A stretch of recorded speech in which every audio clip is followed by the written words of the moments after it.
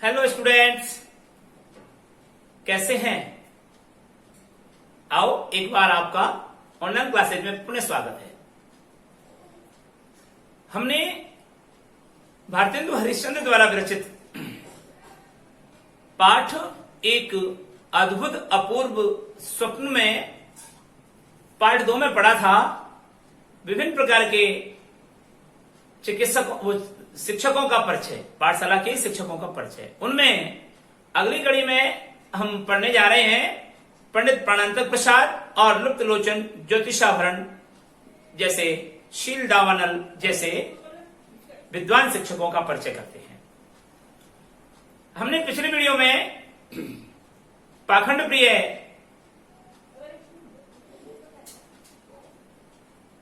और प्राणांतक प्रसाद और मुक्तमणि शास्त्री जैसे अध्यापकों का परिचय किया। अब हम पढ़ते हैं लुप्त लोचन ज्योतिषाभरण के बारे में। तो देखिए,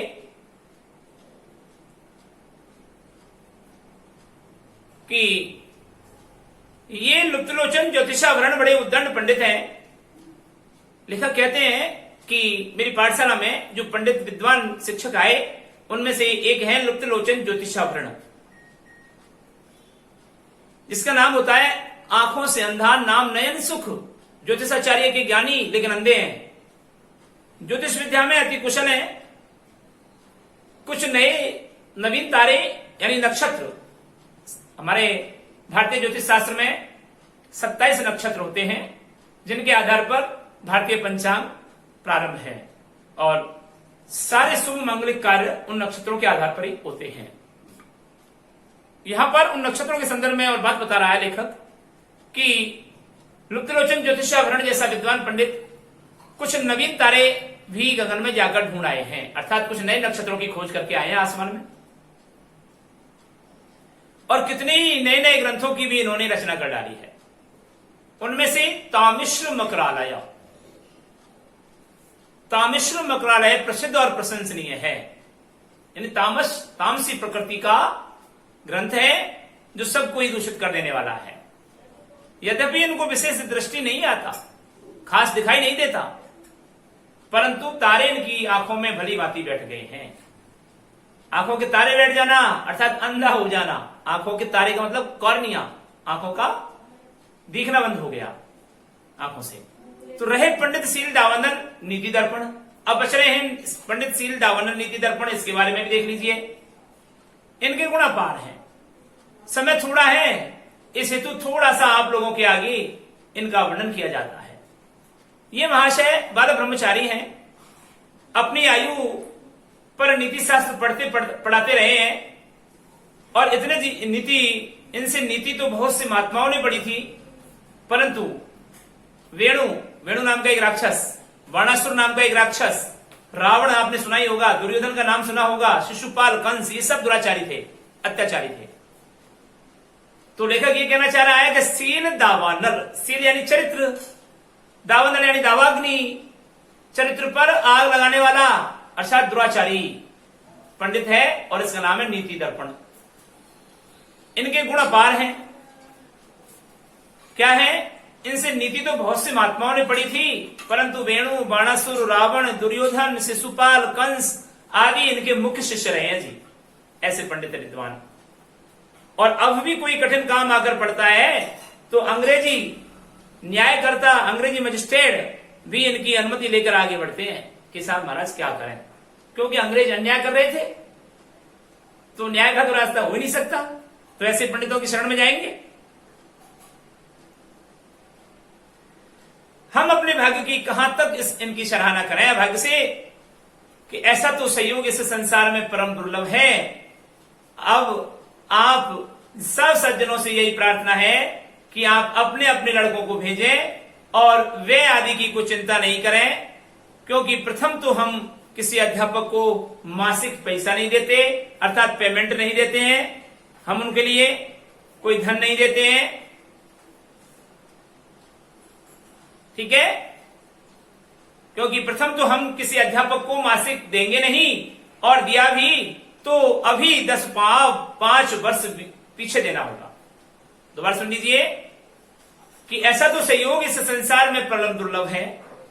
अब आप सब सज्जनों से यही प्रार्थना है कि आप अपने अपने लड़कों को भेजें हमारे विद्यालय में पढ़ने के लिए भेजें, यही एडमिशन करवाएं और खर्चे आदि की कोई चिंता नहीं करें कितना फीस होगी, कितना खर्चा होगा, क्योंकि पहले तो हम किसी अध्यापक को पैसे पेमेंट ही नहीं देंगे, और दिया भी तो अभी 10-5 वर्ष पीछे देखा जाएगा, अभी तो उनको कोई पेमेंट नहीं मिलेगा, तनख्वाह नहीं मिलेगी। और यदि आपको भोजन की श्रद्धा हुई, हमको यदि भोजन की श्रद्धा हुई तो भोजन का बंधान बांध देंगे, यानी परोसा बांध देंगे, और नहीं है नियत कर देंगे कि जो पाठशाला संबंधी द्रव्य हो उसका वे सब मिलकर के नाश करें। और या तो फिर उनसे ये कह देंगे कि भाई पाठशाला में जितनी धन संपत्ति है वह विनाश करते चले जाओ, यही तनख्वाह तुम्हारी, और कोई नाश और तो कोई साधन तुम्हारा है नहीं है। तो ये था हमारा ये अपूर्व दृश्य, अद्भुत स्वप्न जो लेखक ने देखा, और उसके उपरांत उसने पाठशाला बनाने का निर्णय लिया। भारतेंदु हरिश्चंद्र का जन्म कहां हुआ? प्रश्न बनते हैं हमारे कि भारतेंदु हरिश्चंद्र का जन्म कहां हुआ? तो आप बताएंगे भारतेंदु हरिश्चंद्र का जन्म काशी नामक नगर में हुआ था। पर्यंक एक शब्द आया है पाठ में कि पर्यंक का क्या अर्थ है? क्या पर्यंक? इसका मतलब होता है पलंग।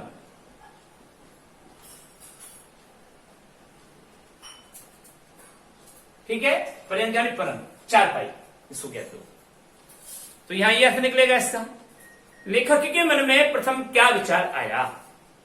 प्रश्न का उत्तर है लेखक के मन में प्रथम विचार आया कि वह देवालय बनवा ले, धर्म का काम होगा, लोग मंदिर में आएंगे, पूजा पाठ करेंगे और अपना जन्मोद्धार कर लेंगे। किंतु यह विचार उनको त्यागना पड़ा। अंग्रेजी शिक्षा की प्रबलता के कारण दूषित प्रभाव पड़ने से यह विचार उन्होंने त्याग दिया। उद्दंड पंडित कहां से बुलवाए गए थे? उद्दंड पंडित हिमालय की कंदराओं से ढूंढ ढूंढ कर बुलवाए गए थे। ज्योतिष विद्या में कुशल पंडित का क्या नाम था?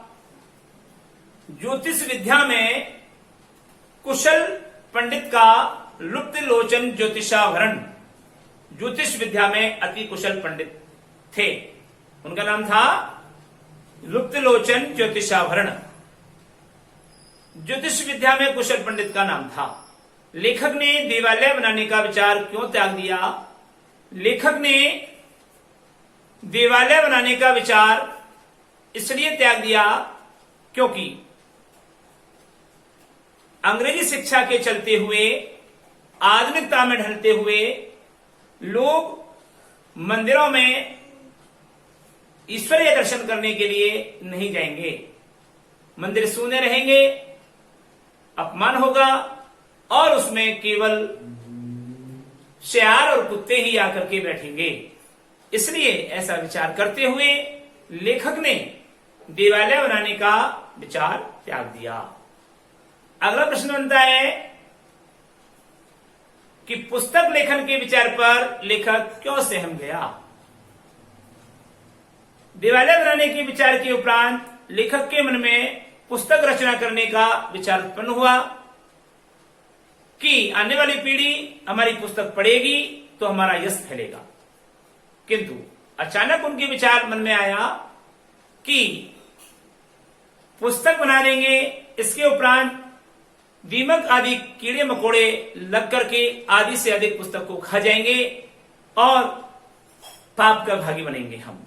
इसलिए उन्होंने पुस्तक रचना करने का विचार त्याग दिया और वह पुस्तक रचना करने से सहम गए। पंडित प्राणांतक प्रसाद की क्या विशेषता बताई गई है?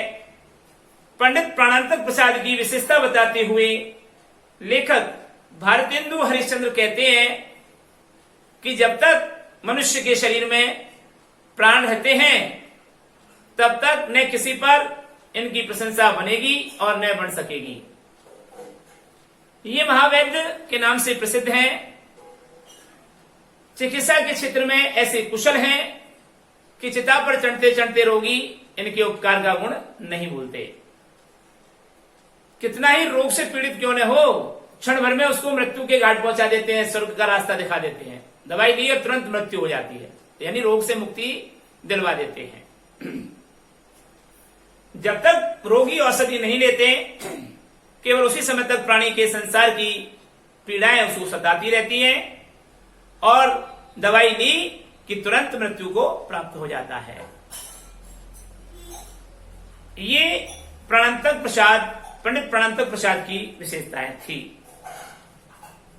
अगला प्रश्न बनता है कि भारतेंदु जी की शैली पर प्रकाश डालिए। तो मैंने आपको बताया था जब पाठ पढ़ाया था उसी समय पाठ परिचय में कि भारतेंदु जी की शैली व्यंग्यपूर्ण चित्र में हास्य व्यंग्यात्मक शैली में प्रस्तुत की गई है। भारतेंदु जी का निबंध विनोद प्रिय है, चित्रात्मक, बिंबात्मक, लाक्षणिक, हास्य, व्यंग्यात्मक, पूर्ण चित्र प्रस्तुत करने वाली शैली में इन्होंने अपनी रचना प्रस्तुत की है और इसका विशदीकरण मैं आपको पीडीएफ में करके भेज रहा हूं। ठीक है, इस प्रकार से हमारे इस पाठ के संपूर्ण प्रश्न उत्तर और ये पाठ आज समाप्त होता है। आज का गृह कार्य लिख लीजिए। पुस्तक लेखन के विचार पर लेखक क्यों सहम गया।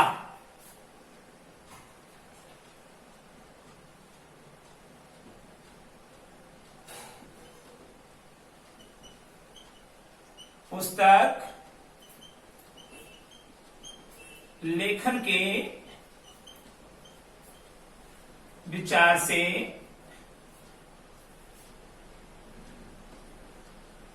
लेखक क्यों सहम गया।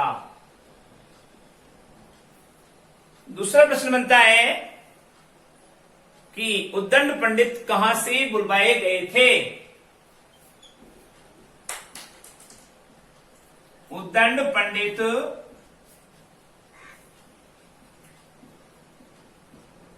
कहां से बुलवाए गए थे।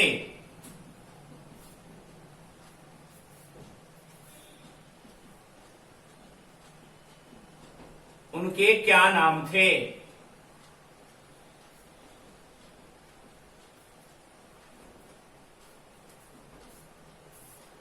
यह है आज के आपके होमवर्क।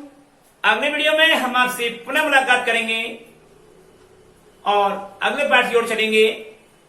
तब तक के लिए हम आपसे विदा लेते हैं। नमस्कार।